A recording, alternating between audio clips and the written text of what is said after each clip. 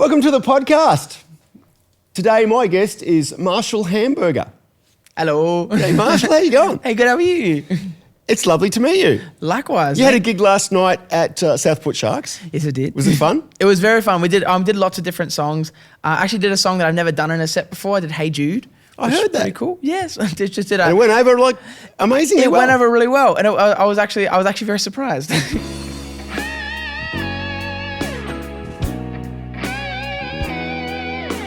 What was the thing that got you into music at the very beginning?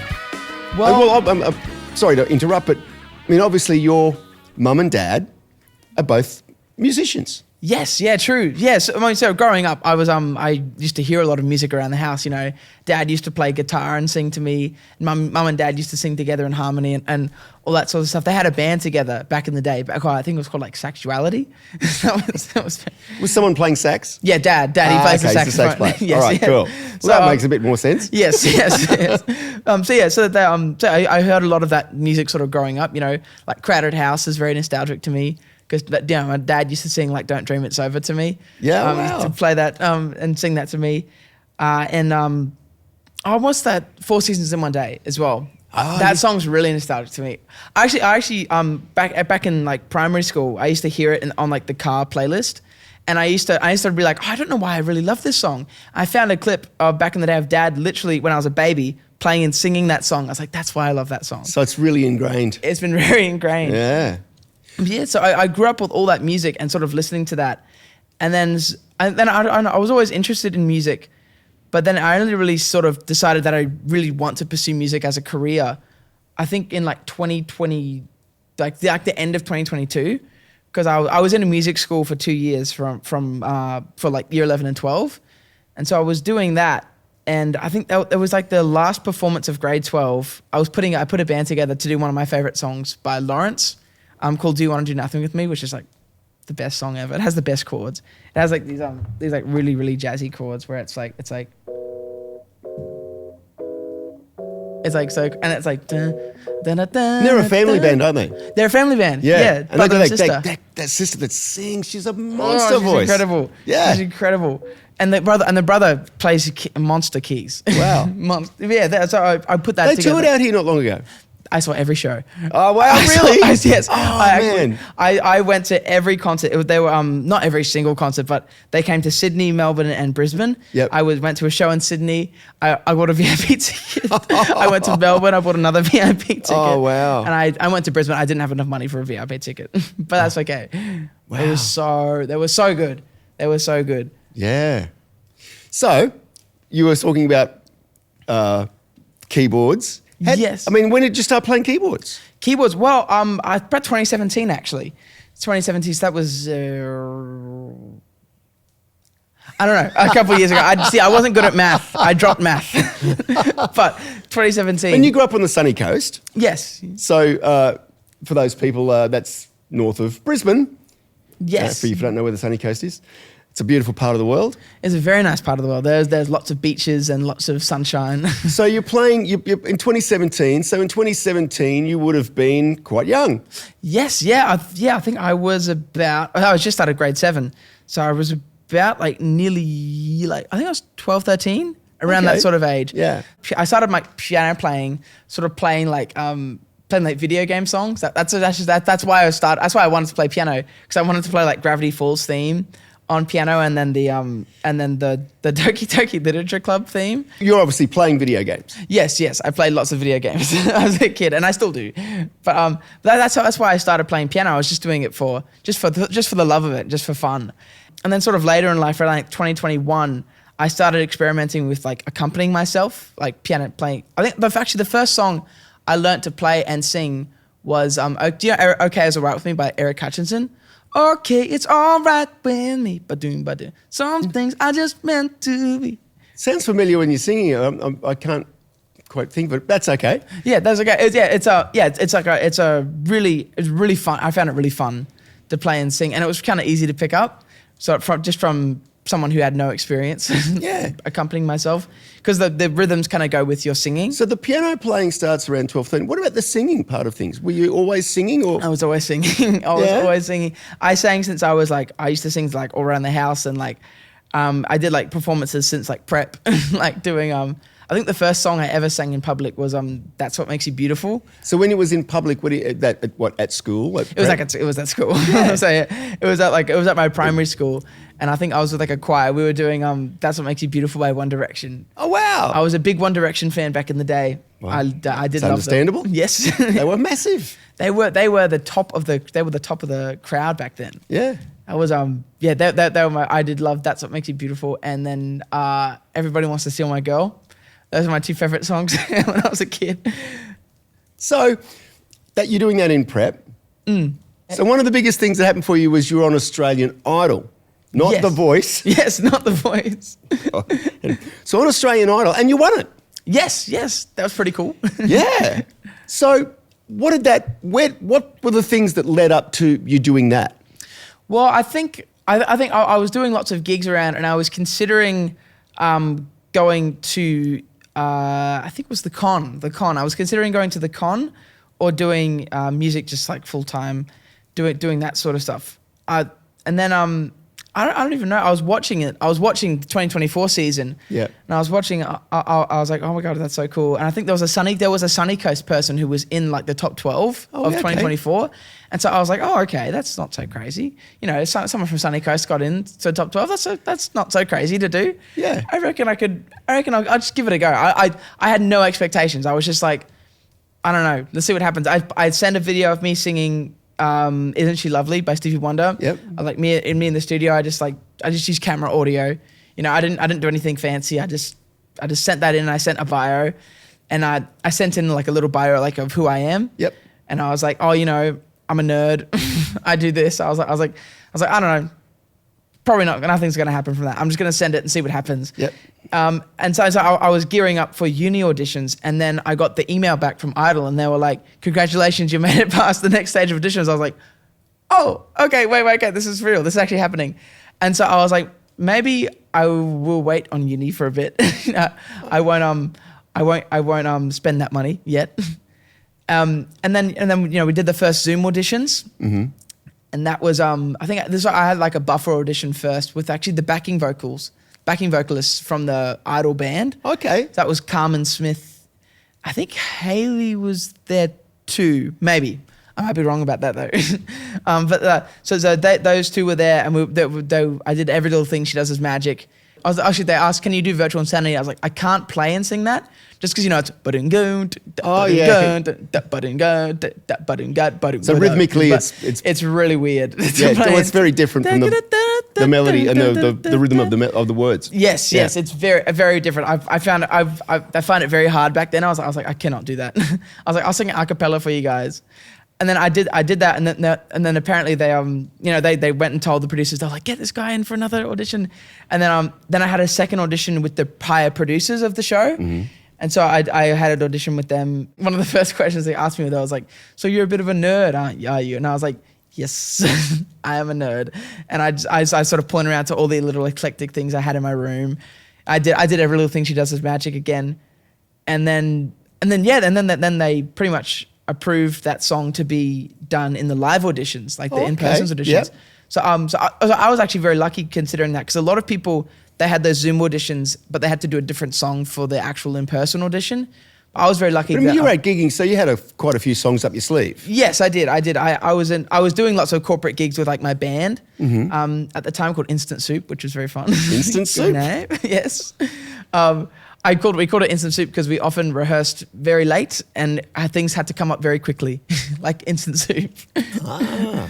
So but yeah, so I had a lot of those 80s songs sort of like up my sleeve anyways. Mm-hmm. But I was very lucky that song that I knew very, very well, I just got to be able to do that. I just had to do a different version of it because they were like, oh, we sort of want you to do it a bit more mellow. And I was like, oh, okay, I'll give it a go. I'll give it, and it was. I will say, when I heard that, it's kind of like a little bit of like my pet peeve on like those talent shows when they take a really poppy song and they make it really, really super, super sad. And I was like, okay, I'll try. It's not the intention behind the lyric. No. But so I took that idea of making it a bit mellow, because it is just me and a piano. It would sound a bit weird if I just like started going. So I was like, okay, I'll make it a bit more mellow, but then I'll also do it with, as in like for the right reasons of the song, like still respecting the intention of the song. Yep. And so it's sort of twisting it from like, every little thing she does is magic, and that's so exciting. It's just sort of like, so like everything she does is like magic. Like that's so beautiful and happy. Yeah. Instead of like a breakup song, every little thing she does is magic. Just making it happy, and like we added like some soul chords. Like I think me and Dad worked on that version together a lot. Oh, okay. So we did it it was like every little thing she does is magic. Everything I do is turn me on, even though my life before was tragic. Doing that little like dun, dun, dun, dun, dun. Yeah, some nice passing chords and stuff. And then we changed the ending as well. Instead of doing the whole outro, because we can't do that in 2 minutes. Ah, yes. So we just changed it from now my love for her goes on. We kept the bass note and on. Oh, nice. Like doing all that sort of stuff. But yeah, so that was actually a really fun experience. Sort of pushed me out of my comfort zone to actually do a unique version of the song and put my stamp on it. Yeah. So I was actually very grateful for that in the end. And at the start, I was really worried. I was like, oh, I don't want to be that guy. Yeah, because I mean, a large part of those competitions is about making the song your own. Yes, it is. So I guess you would have had to do that more. That would have been something you would have had to continually do during the process. Yeah, pretty much. I mean, yeah. I was sort of like during the later stages of the live rounds, you had a lot of help from the musicians and who worked on the show, like the music team and the band and all those people. So you had a lot of help from people around you. Because I probably wouldn't be able to do that so quickly without them. But like I think I worked on the Bennie and the Jets version, like that version of Bennie and the Jets. That was like an arrangement that I did, and we sent back and forth. I did lots of demos of that because there was a lot of time between top 30 and top 21. So I had a lot of time to work on that and do that intro that Kyle didn't like. But it's okay. But and then yeah, sort of everything else. I was working with the musicians, and we went back and forth, and we were like, oh, this is cool. Like even that version of Beautiful Things that I did, that we sort of like 80s-ified. We were like I think the music band was like, oh, okay, we really want this. We think this kick and snare would be cool, but we did this version with like cross sticks in it as well. I was like, oh, can we have both? Can we do that? Did that and the. I was like, can we have both? And they added both, and I loved it. I loved it. Cool. I was like, yeah. What happened for you? What were the things that you gained from winning Australian Idol? Well, obviously there was the cash prize, which is very lovely. It actually genuinely like, really helps, like because this is an expensive industry. I'm realizing to be a part of. Yeah, it takes a lot of money and a lot more work. So obviously that was a big part of the prize. And then there was the tickets to the Arias, the Logies, and the TikTok Awards, and all those award shows coming up. Which is then the Logies were pretty fun. they were pretty cool.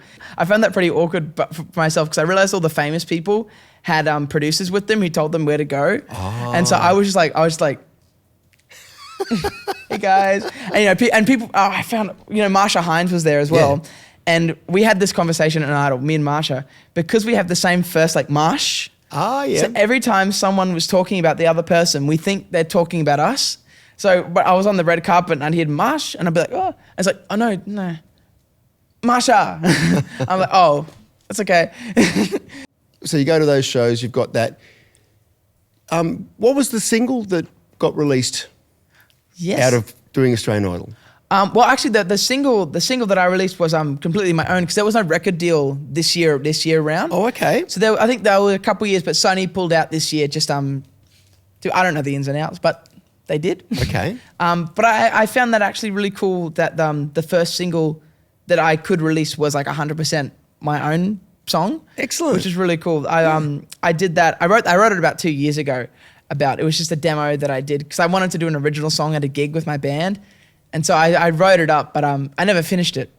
And so I was looking at Idol, like after Idol, I was like, dang, I need to Finish that song? I need to finish that song. And so it was the only song in my demos that like I've done over the many years that had like a really like 100% finished chorus. Like the chorus was actually already written. Mm-hmm. So I already wrote that chorus in the piano rhythm, like the dun dun dun dun dun dun dun dun dun dun dun, which it was just like a very like you better get used to it sort of inspired thing. Yep.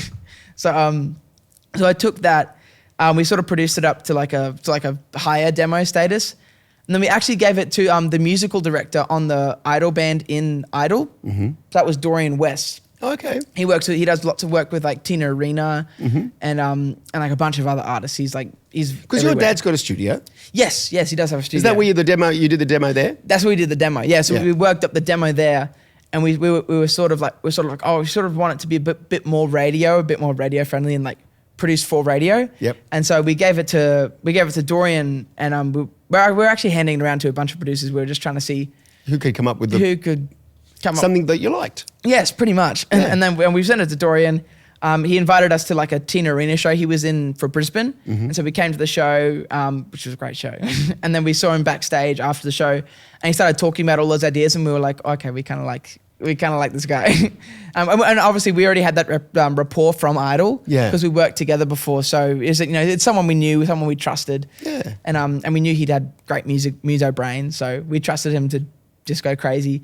And so we gave it to him. The drummer from Idol as well, Jason Hira, he's on that track as well, doing all the drums and percussion. Oh, cool. Which sounds great. He's amazing drummer. So where was that recorded? At Melbourne studio, the Sonic studio, Dorian studio. Oh, okay, cool. So it's in his house. He has the most amazing house I think I've ever been to. It's like it's literally like Willy Wonka's like chocolate factory, you know, it's like the outside there's like gargoyles and stuff, and it's like really like mansion, like sort of like dark like fantasy land. And you walk in, it's like this chic modern interior with like dark reds. There's a grand piano in the living room. He has a grand piano in his studio. And then he has like all these like this rack of guitars and like rack of basses, and I'm like, oh my God, it's like crazy. And the microphones as well. I can't remember. He had this one that like they don't make them anymore. It's like it was a phantom powered tube mic, which I'd never heard of before. And so that was, I think we used that on the second song that we're thinking of coming out in November. Mm-hmm. But yeah, that was like a really cool experience to do that. It was really cool. So you play keyboards or piano? Yes. Do you play any other instruments? A little bit of guitar, a little bit. Not enough to play publicly yet. I'm still practicing. You talked about some of the things that you love from growing up, particularly the Crowded House stuff, and then the One Direction things that yes. were... Yes. What is your favourite style of music? Ooh, I think... And how would you describe your music? True. Well, stylistically? Well, I'd probably say my music is like retro soul pop. Okay. And I think my favorite music is like soul poppy stuff. Like or like stuff that has like retro-y synths in it. So obviously I love like 80s music because that is retro. Yeah. Like all the yacht rock or West Coast vibe. Yeah, well, were you playing before a little bit of Doobie Brothers and yes, a little bit of Michael McDonald? I love Michael McDonald. He is one of like my, I think, top three I'd say of like singers ever. I think he's like one of the best male vocalists that's ever lived. Him and John Farnham to me are my two favorite male vocalists. Okay, and who's the third? Who's the third? Oh, put you on the spot. Oh, I don't know. I'd say Stevie Wonder maybe. Okay. I do love Stevie Wonder's voice. Yeah. I just think I love when he really gets into it. Like Do I Do? Yeah. I love that. I remember listening to that for the first time, and the first verse like, I don't care how long it takes, cause I know the woman for me is my mate, and I will not sacrifice the chance of being part of what feels like a right romance. Sugar, do I do? And then like I think it's like oh yeah, he does all that stuff. I love it. I love it when he There's a lot of variety. There's a lot of variety to his voice, which I love. And passion and yes. all of those, the raw emotions of the song get translated through his voice. Exactly. I mean, that's what I love that's I love when vocalists do that. That's what I do try to do that when in my songs as well. I try to get emotion across all the time because I think those guys are like some of the best at it. Yeah. And also John Mayer. I love John Mayer. I love John Mayer's voice for like I love like his ballads and stuff like Gravity and Slow Dancing in the Burning Room. Have you ever had any vocal coaching? A little bit from my parents actually. Okay. Because my parents are both vocal coaches as well. Dad is a very, very good singer, and my mum is a very, very. They're both incredible vocalists in their own right, and they like I find mum is a very good technician. It's like if I have a question as to like, oh, how am I supposed to do this? She'll like explain it in a way that I really understand, and dad's very helpful because he can we're both male vocalists. We have that same range. And obviously I have his genetics, so it helps. We sort of understand each other's voice a bit more than like a normal vocal coach would. Yep.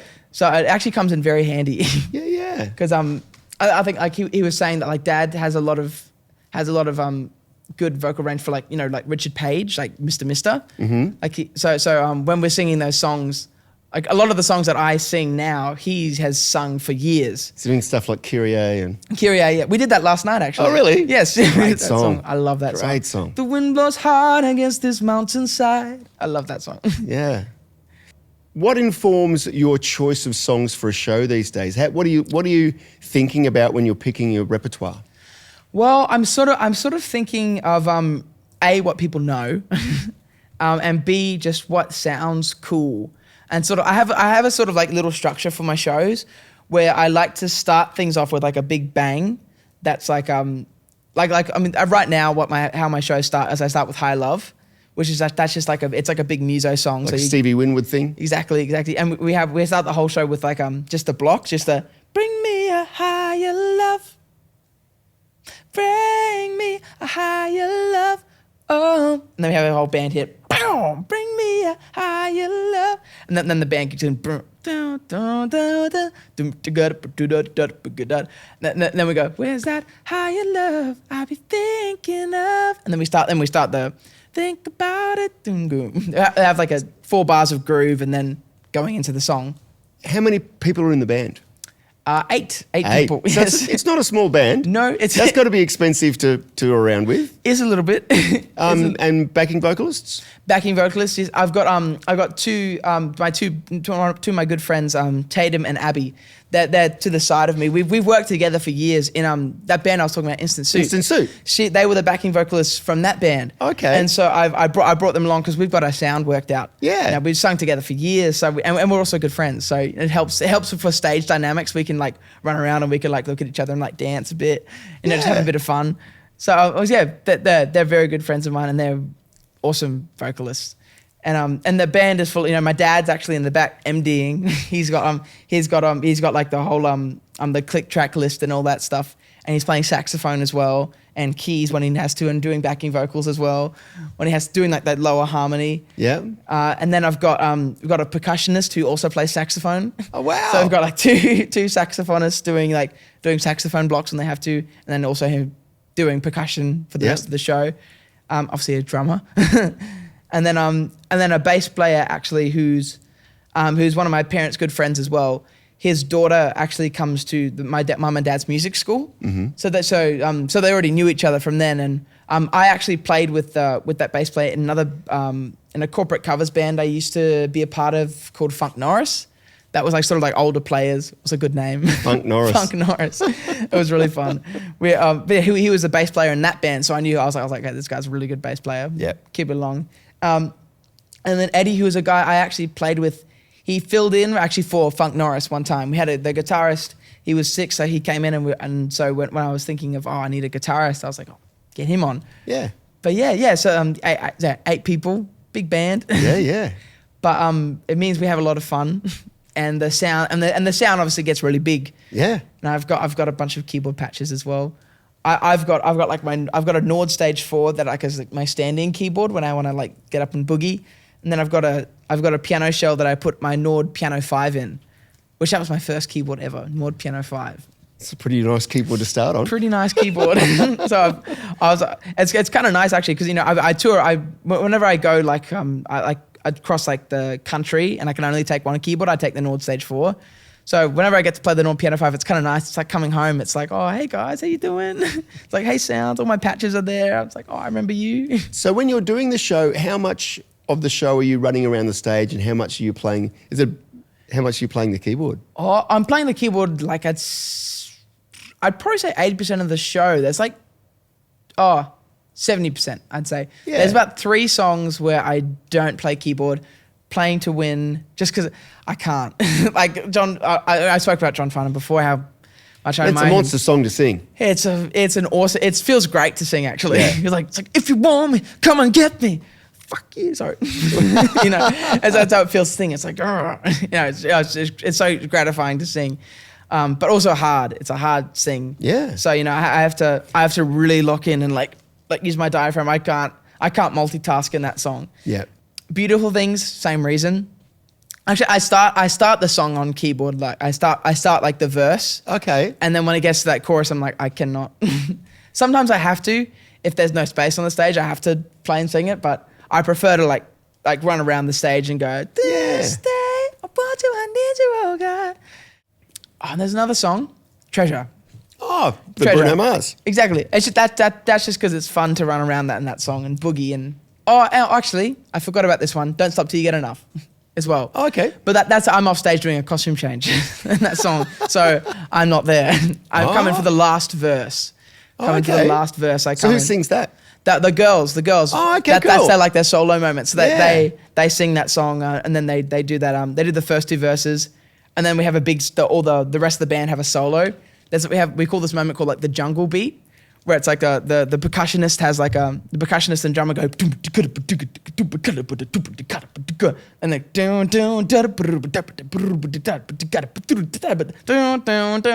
and then after the percussion solo they stand up, they take a bow, and then the bass player, and then Brian goes you know, he has So a it's solo. like it's a moment where everyone gets to show off their wares. Exactly. The guitarist gets a guitar solo before that big drum solo as well. So everyone gets a solo. It's like the band show off moment, which is really cool.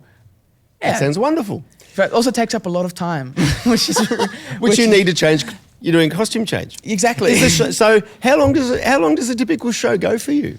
I'd say probably about like not that long actually, like an hour and a half. I'd say at the moment. That's okay. I mean, an hour and a half. That's a fair show. It's a fair show. It's a fair show to have to sing like continuously vocally. Yes, and without a break. Yes, also singing like, you know, like Kiri, you know, Man, Kyrie you've got some Laser, hard songs John to sing Farnham, in there too. Yeah, Beautiful Things, Bruno Mars.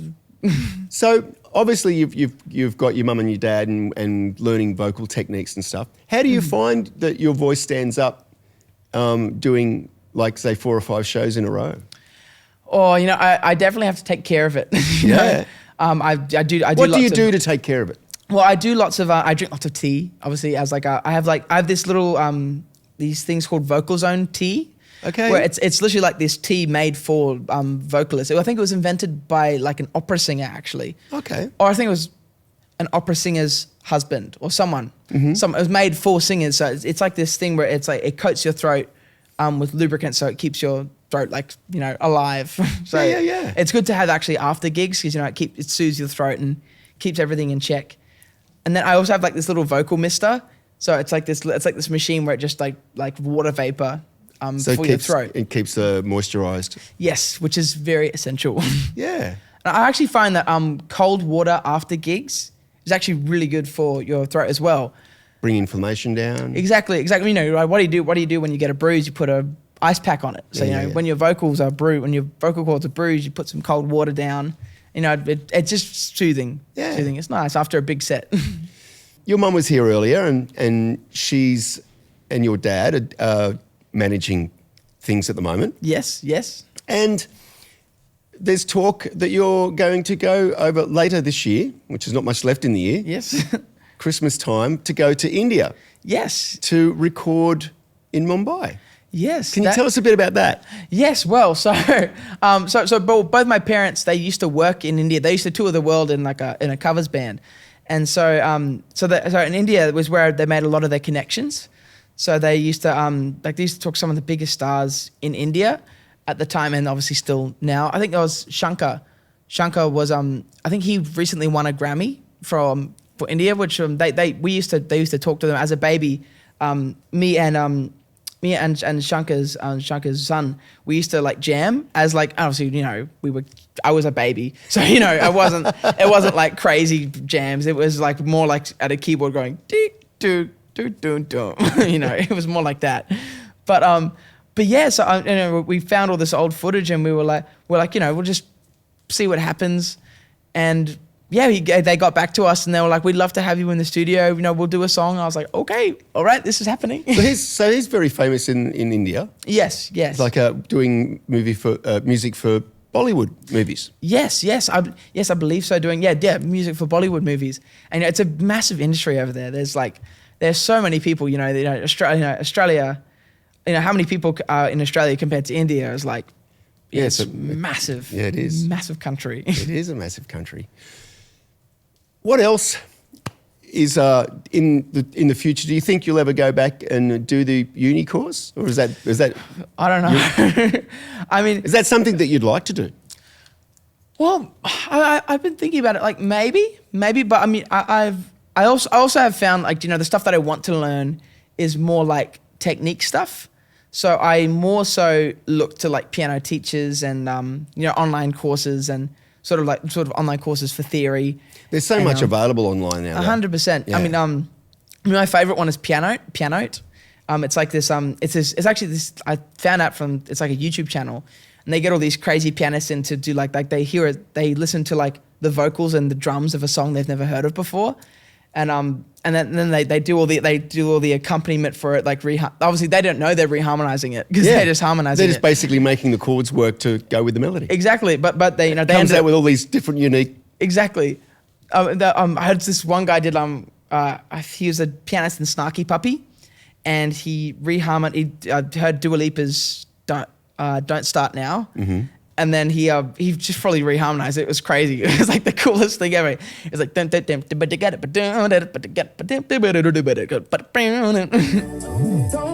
up, don't come out, don't start caring about me now.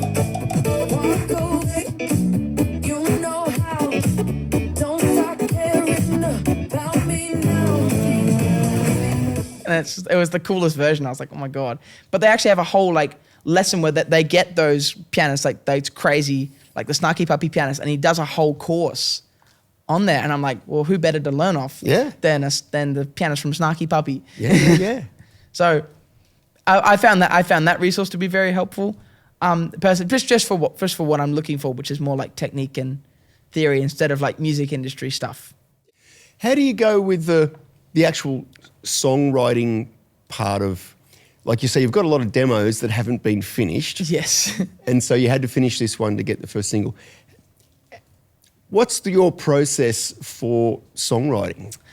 Well, I mean, it's different every time, Sometimes it starts with like literally just like a drum beat I'm thinking of in like my head, or like sometimes I'm just messing around on the keyboard and I accidentally find something really great. Most of the time it's accidental. It's not. I never intentionally go, I'm gonna write a great song, and then I write a great song.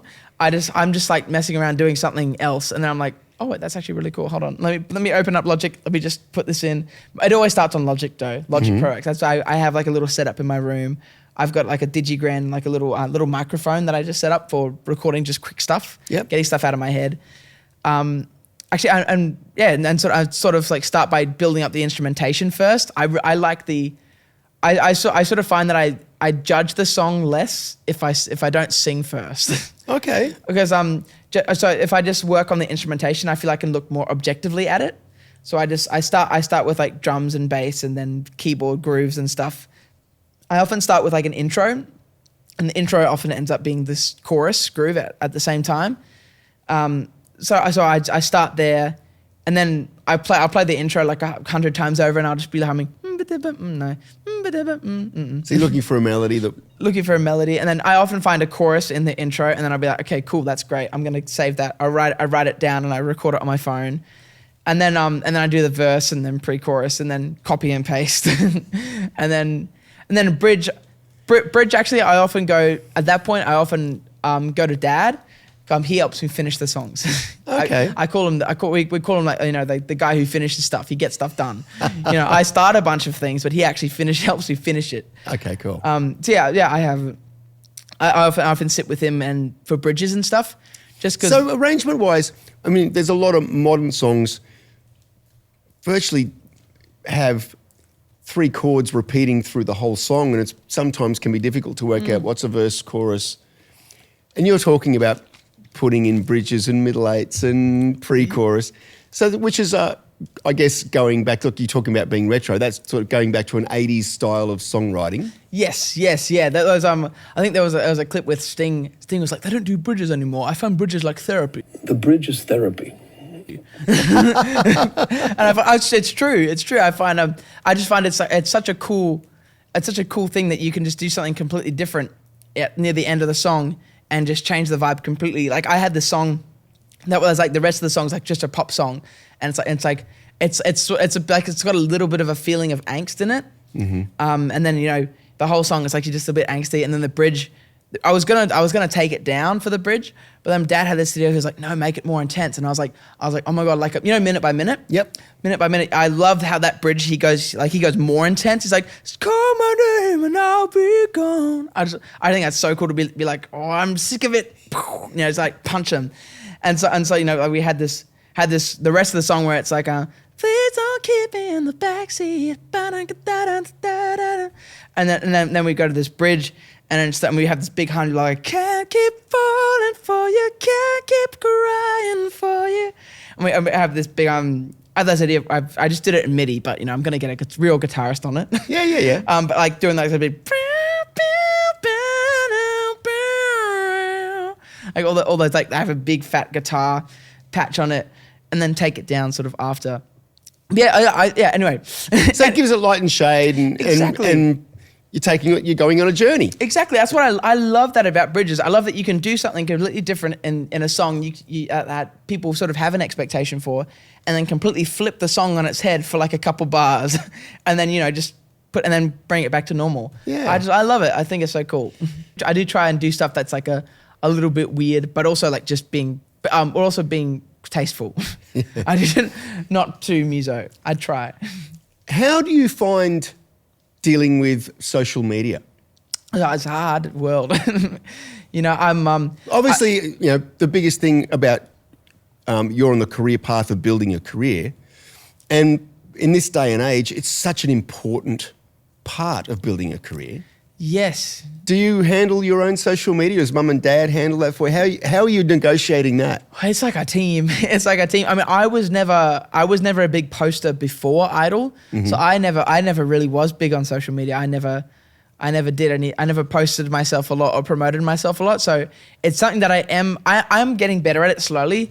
And all the different platforms have different like audiences. Yeah. Instagram is more sort of centered around pictures and nice pictures and like aesthetically pleasing pages. Facebook's kind of whatever. You post whatever on Facebook. You just post your life on Facebook. And then TikTok is more relatable content instead of like aesthetic content. And so it's like sort of balancing all that sort of stuff. It's like, oh my gosh, I have to do a different post for this one, different post for this one, another post for this one, resizing everything. Oh, and even YouTube. YouTube is a big one as well. I have to get more on YouTube. Okay. That one's more like produced full, like long form videos. Mm-hmm. YouTube is more about like the longer form stuff. I think I did a cover of Hold Me in Your Arms on YouTube that I did, which I found that was really fun to do. Mm-hmm. I need to do more of those. But it's like managing that with like, also having, whenever motivation for songwriting comes up, it's like, oh, well, I'm not doing a cover today because I just got an idea. So my whole day is going to be spent on this idea. Do you have a regime that you set yourself to? Like, obviously your gig down here last night, man, you're traveling around a lot. How do you work out how you assign or allot your time? Because obviously songwriting is part. You've got to take care of social media. You've got to do, you're doing shows. Is that something that, because mum and dad are managing things, that do they, to some degree, sit down and go, okay, this is talk about how you spend your time each day to day, or is that something that you just at the moment happens organically? Well, I mean, I suppose it's sort of like every day mum and dad sort of say like, you know, if there's any like specific social media stuff that needs to happen like on a day, like sometimes there's promotional stuff that needs to go up, or like a post needs to be edited. I edit a lot. Okay. So I did filmmaking in school as well. That's one of my other big passions. Okay, I love filmmaking. So I know how to edit in like Final Cut Pro and stuff. Yep. So I do all that sort of part of the content, and I'm the only one who knows how to do it. So I have to do it myself. It can be a very time-consuming thing. It's a very time-consuming thing. Editing is like, I love it. I love it, but I hate starting it. You know, I love it when I'm in the middle of editing and things are coming together and they're looking great.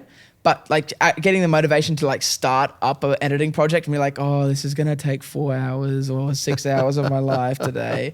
You know, just being like, here we go. You know, but it is something that needs to happen. It's part of the process. But so mostly it's just like that, and then everything else of the day I decide. You know, sometimes I do try and like sing at least like once a day, just to sing a big song and keep my voice warm every day. Okay. I try to do and you know, trying out different techniques and different placements in my voice and pushing myself. I sing I try and sing I sing When the War Is Over almost every day, and like, or You're the Voice. The John Farnham version. John Farnham version. I'm always trying to push myself to do the When the War Is Over, got to start again. You know, when he goes up the octave, I'm like, oh my God. I always forget about it too. I start singing a song, I'm like, oh, this is really fun. Ain't nobody got us easy. And then this verse comes and I'm like, oh my God, he goes up the octave. Is it something that you're finding that your voice is getting better over time? I do find that actually, especially since Idol. You know, I found I struggled with a lot of songs, and then I'm sort of finding now I'm like, oh, I'm not struggling with that song anymore. I'm like, the heat is on. When I did Idol, I'm not sure if it was like maybe just that day. I was having a hard time like vocally. I remember having to like, I think I was really tired that day. I remember going up to sing that on the day of the filming, and I was like, man, my diaphragm is so tired. I don't think I'm gonna do but for some reason but I've found a way to actually just like, you know, that's not a problem for me anymore, that song. Okay. But it used to be a problem for me. But, you know, since I've been working Do you think familiarity with the song helps? It definitely does. On Idol, were you asked to sing any songs that you were unfamiliar with? Well, The Heat Is On was a song that I was familiar with because I used to watch it with my grandpa, but I wasn't like, I didn't know it. You know what I mean? Mm. Like it came up in the movie Beverly Hills Cop, but you know, I just all I really knew was that. I just knew that. I didn't know the rest of the songs. So I was like that, and I think there was another song that I wasn't super familiar with. I'm trying to remember actually, because I do know a lot of the songs. I mean, Playing to Win, I did know, and I did actually ask for that song specifically. I was like, can I please do this on the finale? I think I would love to do this. I was tossing up between that and Higher Ground by Stevie Wonder, the Michael McDonald version. Yeah.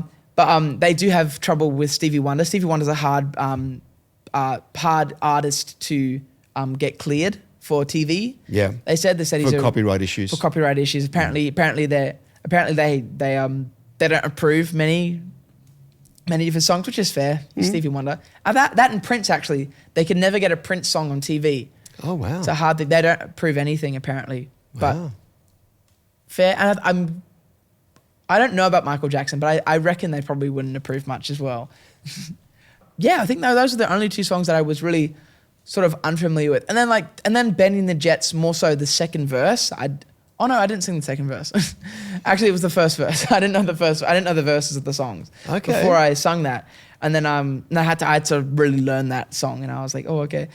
Do you have a technique for learning lyrics? Just listening to it. Actually, I find looking at the lyrics and listening to the song, I find just to sort of like have the audio of the notes connected to words. So like when I go to sing like hey, I just connect that note with hey. Okay. So I just like listen to the song and read the lyrics at the same time. I find actually the Spotify lyrics feature whenever I listen, I find that really helpful. I just find, and then I just remember it. It's fine, because I used to do acting as well. So Okay. script learning was like a big thing Yeah. that I used to have to learn as well. So you used to learning words Yes, pretty much. in Yeah. a specific order. Yes. Oh, I actually was in high school, year 11. I was in a musical. I was a lead character. I was for this musical called Be More Chill, which was it's sort of like a high school, you know, teen thing where it's like the story is actually really funny. It's like this it's basically like this loser who's wanting to be popular and cool. He takes this pill and it has this little microcomputer inside called a SQUIP, like super quantum unit Intel processor. And it's like this computer in his head that tells him how to be cool, but it tells him how to be cool by being rude and like a bit of like an asshole. Oh, wow. You know, he cuts off his best friend, trying to get with this girl who's actually a theater kid, but he thinks he's like so cool, so he has to be cool to be with her. But she actually just really likes authenticity and like she's just a theater kid. And so, you know, he goes on this whole journey that goes into like sci-fi horror at the end. I remember doing that. That was a lot of lines. Okay. lot So of lines. is acting something that you can see yourself doing in the future? I could see myself doing acting. You know, I do. Music is like the number one thing that I try to do more of. But acting it's always something that I have in my back pocket. I can pull out. Actually helped a lot during Idol. Actually, you know, because you had to be active for camera, and you had to, you know, sometimes you had to get a reveal 3 times in a row, and you had to be as surprised as the first time. It happened for when they were revealing Beautiful Things. The girl they had doing that, she was just a worker at the fast food restaurant. And she had the line, and I think the first time I was like, oh, okay, that's the song I'm doing. Awesome, that'd be cool. And then I think she messed up a second part of the line, and so I was like, oh, okay, I have to do it again. Oh, okay. Oh my God. You know, doing all that stuff again. So that was it helped to have the acting part in my back pocket. Yeah. Is there a 10-year plan for Marshall Hamburger? 10-year plan. So I have a plan for next year at least, the beginning of next year, where I'm gonna release another single, sort of like around January, February, and then I'll sort of announce an album date then, and then I'm planning maybe an album around like April-ish. Okay. Is a plan. So But we'll see what given happens. that's the plan, obviously you've already started in the process of writing and recording. Yes, I have. We've written and produced like two singles I've produced, and so we've just been writing a bunch of other songs, and I'm still trying to find what will be the third single. Mum has been saying she thinks it should be a ballad. Dad reckons it should be a happy song, so I'm torn between. So I've got 2 different opinions. So I'm sort of trying to figure out what I want to be the third single as well. A ballad could be cool. I think because I think people did really like when I did As the Days Go By on Idol. That was like that ballad version of the Daryl Braithwaite song. So that could be a cool thing to do. So I'm working on like a 6/8 ballad. That might be cool. So the album will be all original material? Yes, all original material. Actually, and some songs that I'll be working with Leo Sayer for, which will be cool. Yeah. We've been working together. Actually, we've been in the talks to do like some of his songs that were like never released, or some songs that were like B-side records that he said didn't go anywhere. So he's given me a whole list of songs to choose from. And there was one song that I really, really, really loved that I am hoping to put on the album as well. So that'll be fun. That would be very cool. That'll be very fun. So far along the journey, what would be, if you had to pick one highlight, what would be that highlight?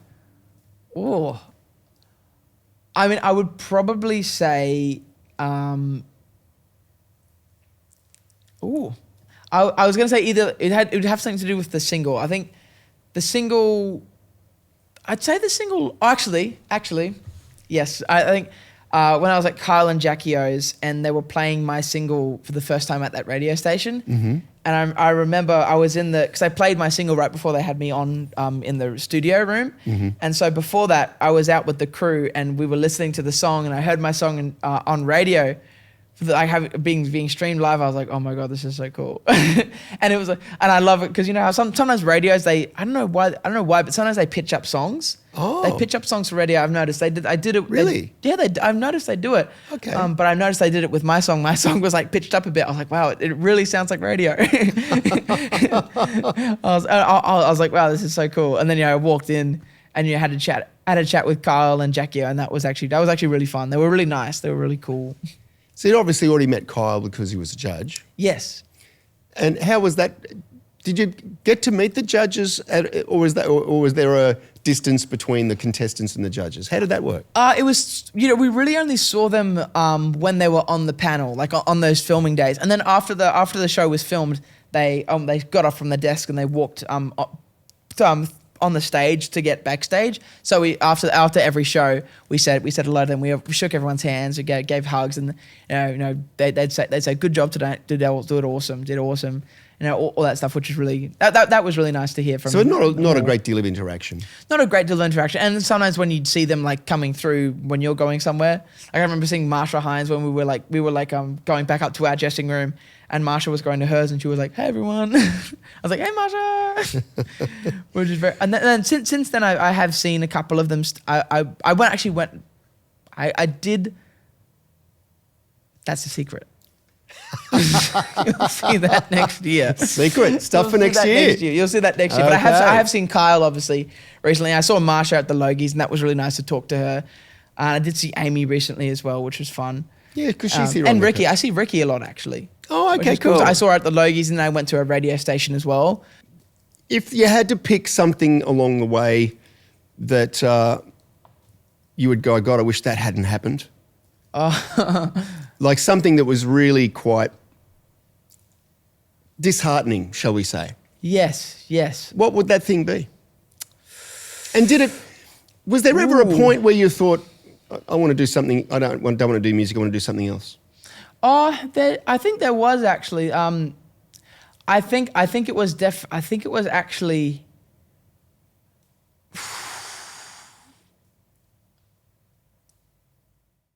I think it was not sort of long after the first single like launch day, because it was so busy. I was like running everywhere, and And I think they weren't like the numbers weren't like super like large or anything, obviously it was a bit naive going and be like, I'm gonna get 30,000 streams on my first day, obviously, and producer did say, slow burn, a lot of first songs, it's a slow burns thing. I think I did sort of think this before I was on Idol. I was like, after Idol, I was like, man, it's gonna be like being an indie artist again, do a sort of building up again after Idol, after people know you as a cover singer to do original material. That was definitely, I think, yeah. I was sort of thinking about, I'm gonna have to do this again for the next song, and do the same push from maybe you never really know how a song's gonna go, how it's gonna go over. Yeah. So it's gonna have to do all this work again to push myself. And then for maybe not much return again. And it's like, man, I'm going to have to do this for every single thing for the rest of my life. And I think there was a thing. I guess you have to work for it. You do have to work for it. And you really just have to just keep writing. How do you work out in this day and age the metrics when something is doing well? Like you were saying, you were looking for 30,000 streams. Yes, yeah. That would be a metric of going, that's going great. Yes, I'd say so. Or like is that those like streams? Is it important? On what platforms are you looking for things to do well? Is it important that it does well on Spotify? Yes, on Spotify. Well, because a lot of festivals look at your monthly listeners. So if you have a high amount, which actually we've gotten a high amount of after Idol. There were a lot of monthly listeners on my profile before Idol, like during Idol. But then it took a little while for us to get the single out, so the monthly listeners were dropping. But they did go back up actually after the single, which was really cool. Yeah. And we've actually recently we're near like 20,000 streams for the song, which is really cool. Yeah. So it just took a bit of time. It's a slow burn. It was a slow burn. It's a slow burn. It takes time, But and it's that thing too. It's difficult when you don't have massive amounts of budget to get out and reach people in one big hit. Yes, 100%. It's a lot of a lot of the work we do is like I've been doing lots of grassroots stuff. Yep. So I've been doing actually recently a lot of like gaming conventions because I'm a gamer as well. Yeah. I know that crowd. So it's sort of come around in full circle. Exactly, 100%. And we've been doing sorts of like those grassroots gigs where it's it's not like a lot of money, and it's not a lot of I mean, sometimes I'd PAX like I did a gig for Aftershock. But they did paid me, and like they're gonna send me a custom built PC. So I was like, I'm happy with that. I actually really would love a custom built PC. So it's got practical use. They're building it for music production and also really high end gaming. So I was like, this is great. So you'll have tick both boxes there. Exactly. But it was actually a really great opportunity to get in front of that crowd of people, because it's a massive. The gaming industry is massive, and there's like I even looking at like there's a rapper called Baby No Money, and he's really, really massive in that industry. Like I'm a big fan of him as well. Just not. I mean, I don't even really listen to his music, but I am a fan of him because he's into that into that gaming cosplay world. So I'm like, I know him because I know he loves this, and I love him because he loves that. Is getting your music onto like, because I know that's a big thing, music for games. Yes. Is that something that you're interested in doing? I would be interested in doing that just for TV shows and games, just doing stuff for that would be cool. I mean, your mum was talking about touring around the world in a Pink Floyd tribute show. Yes, she did do that. What sort of stuff are mum and dad into? Mum and dad, mum's into like really like rock singers. Like she's a big fan of Amanda Marshall. Okay. Who's actually who I was named after. Oh, really? Yeah, not after. A lot of people think I was named after the Marshall amps. Yep. But I was named after the singer Amanda Marshall. Okay. But yeah, so she's a big fan of her. She's into like the sort of like Chrissy Amphlett, like all those big rock singers. She's a rock singer and like blues singer. She loves blues. She sings blues really well, actually. And my dad he's into everything that's good, pretty much, I'd say. He's a big fan of Michael McDonald. That's where I found my love for Michael McDonald. We have a lot of the same music taste. Me, mum and dad, we have lots of similar. Well, I mean, obviously, if he's playing music to you when you were a baby, and that sort of stuff is obviously going to have an influence over time. 100%. And we listen to jazz fusion as well. Okay. Together. So like lots of like dad, because dad's a sax player. He's really inspired by like David Sanborn. Yep. And he got me onto David Sanborn because I was showing him this modern fusion guy, and then he was like, "Listen to David Sanborn. You'll love David Sanborn." I was like, "All right, I'll listen. Whatever, I'll give it a go." And then I think I heard "Run for Cover" for the first time, and "Run for Cover." It's like it has this like slap bass line by Marcus Miller, and it's like.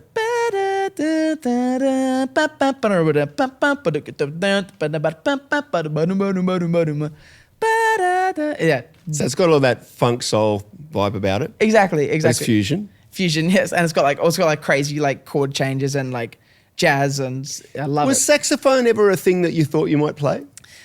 Honestly, I've never been good at it. And I have thought about it. I've brought it up because it is good for diaphragmatic. Like sax players are really great diaphragmatic breathers. Okay. They're like some of the best. Because it's a wind instrument, so you need to be very particular with your breath and how you control it, how you control your breath. But I did bring it up to Dad recently, and he was like, you don't need to play saxophone, it's okay. And I was like, okay. Is it something that you would? I mean, obviously, because your mum and dad have been a big influence, and that was why I guess I asked the question is, obviously, if you'd really badly wanted it, you would have been doing it. Yes, yeah, pretty much, yeah. And you haven't done so far. No, I think I tried to. I think my sister, because my sisters play wind instruments too. Oh, okay. And she's like, you're the only person in the family who doesn't play a wind instrument, Marshall. And then she gave me her saxophone. She's like, just give it a go. And then I think Dad was in the living room, I was in my room, and I went, no, I'm not doing that. It is a difficult instrument to learn. It is, especially at if you haven't been playing it since young. Yeah. Because I think Dad was he was a musical freak growing up. He was one of those I think he told me this story of how he got his first I think it was a clarinet. I think it was like first clarinet, and his dad was like, "I'll buy you a clarinet if you learn this song." And so he put the record player on. He just listened to it by ear, and then I think 2 weeks later he played it to him, and then his dad was like, "Oh damn, I didn't think he'd actually learn it." And then yeah, dad's been playing everything since he was like really young. You know, like he played with like Kerry Buchanan and like all those sorts of people in New Zealand because he was born in New Zealand. Oh, okay. So he grew up with all those sorts of people. Yep. And sort of learning off them. He toured around in lots of jazz bands as well, like when he was younger. So he has a big understanding of it. It helps actually when I was talking about bridges. Yeah. It helps because he has really interesting chord changes he can think of. I go sort of like poppy. Poppy, and I try to go jazz sometimes. I actually wrote a jazz song. I was actually very proud of it. I was like, Dad, listen to this. And then he was like, oh, nice chord changes. I was like, thank you. So, I mean, that theoretical side of things, I mean, you're talking about looking at people online, and I guess that's still something to work on to build that repertoire of knowledge. Yes, yes. It's something you just got to keep building it. And, the work never stops you can always learn more. Absolutely. What would be the end goal for Marshall? Is like getting on an international stage, going to America, maybe? Yes, yeah. Well, I would love to. I mean, obviously, going to India is going to be a massive thing. That'll be really cool. I sort of like that. I guess the end goal, I think, as any musician's end goal, is to really be, sort of like be doing gigs in America. Really, that's like that I think that'd be really cool and like doing. I'd love to work with Lawrence the band. That would be a dream. But I would probably be intimidated actually. But I would love to do that. And, you're a big fan. I'm a big fan. I love them. I literally learnt to play and sing because of Clyde Lawrence. Oh wow! Like because I was like I just used to sing. I didn't used to play and sing. But I think I watched him. I watched a clip of him playing and singing. I was like, that's the coolest thing I've seen in my life. And he's doing like. I'm like, oh my God, I want to be him. Yeah, wow. and so I started like really practicing and like learning the way he plays like rhythm and stuff. I did lots of. Oh no, I think it's out of battery. That's so sad. I was about to do. I just saw the lights off. It's okay, but I practiced a lot of his rhythms, like the way the rhythm and stuff he did, and like all those close voicings on the keyboard that he loves to do. Yeah. So we can thank him for your love of keyboard. Yes, pretty much. Him and Michael McDonald are my two favorite keyboard player singers. Oh wow! Obviously, and Stevie Wonder. But I consider Stevie Wonder just an everything instrumentalist, to be honest. Yeah. Because he plays everything. He plays. Do you know who played drums on I Wish? Stevie Wonder. Stevie Wonder played I Wish. Yeah. I think he played drums on Superstition too. Yes, he did, which is crazy. Crazy musician. I mean, obviously, music's a big part of your life. What other things do you do with yourself? You're a gamer. Yes, I'm a gamer. I do play a lot of games, and I love to do filmmaking as well. It's very part creative industries type sort of stuff. Yes. I love creating, and creation is like a thing I really love to do. I love to. I don't really do film like sort of filmmaking anymore. But every time I think of a good film idea, I still like write it down in my notes, and in case I ever want to, I'm just. So we talked earlier on about possibly being an actor, but from the way you're talking, you could possibly be an actual like a film director or a film writer. Well, maybe I did do a film writing course actually. With this guy from I think he was the writer for Insidious. Okay. So he was. I did a film writing course. I didn't finish the film I was writing though, so I think when I did that course I was like, oh, I don't think this is the industry for me because I can't finish a film script. It's just I need more time than is I think allowed. Is it the whole concept with finishing things is about the amount of time involved? Yeah, I think that, and also like I'm also a perfectionist, so every time I like when I listen to songs, I listen to like my lyrics. I'm like, I don't like that lyric, or like I don't like that melody. It's not perfect. It's not perfect, and so then dad often helps me finish it because I get a second opinion and he says that's good. I'm like, okay, that's good. I didn't know that was good. I thought that was crap. So that's good to know that someone thinks it's good. Yeah. So then that helps me a lot, and like even You talked about wanting to work with Lawrence.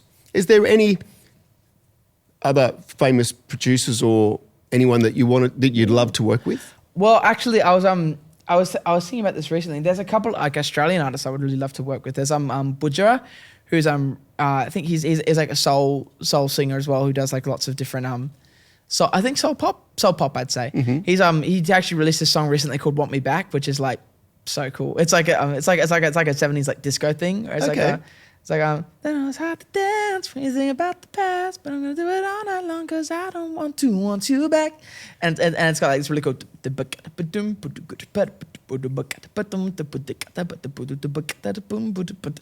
Want you back.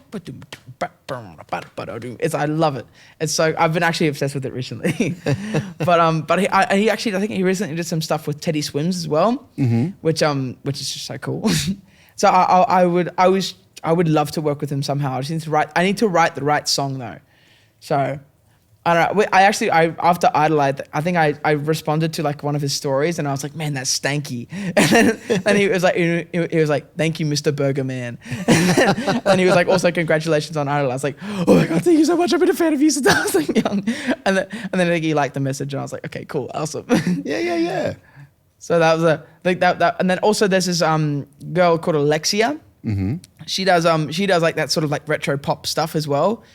She recently released a song called, I think, Punch Drunk Love, which is really cool. It's like that sort of 80s sound. Like it was like, it's not hyper pop, but 80s like pop, tons of synth work, almost like 1975 stuff, which I love. I saw her actually because my friend Tanisha Swanson, she was opening for her.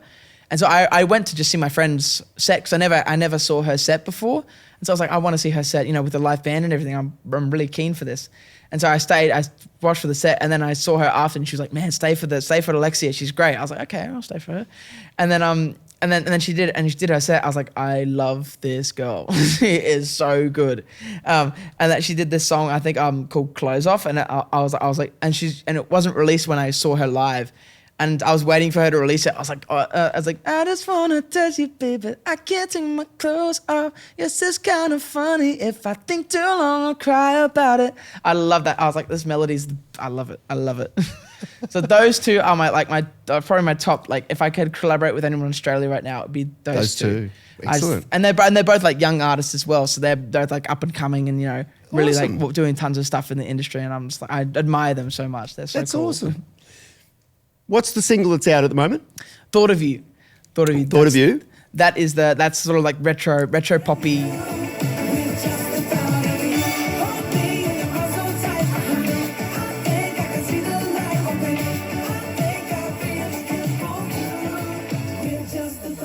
I'll put links down below so people can go and stream, buy.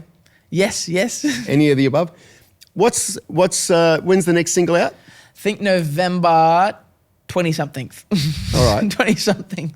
I'll put links down below so everyone can go and check out everything about Marshall and get on the Marshall train. Yes. Thank you. All right. Thank you very much, Marshall. Thank you so much. It's awesome to meet you, man. No, likewise. Thank you for having me. Yeah. It's I'm really looking forward to seeing a show. Yeah. I wish I could have seen last night. That's okay. Next time I'll be back in Gold Coast. Yeah.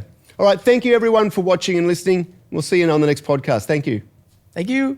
Cheers, man.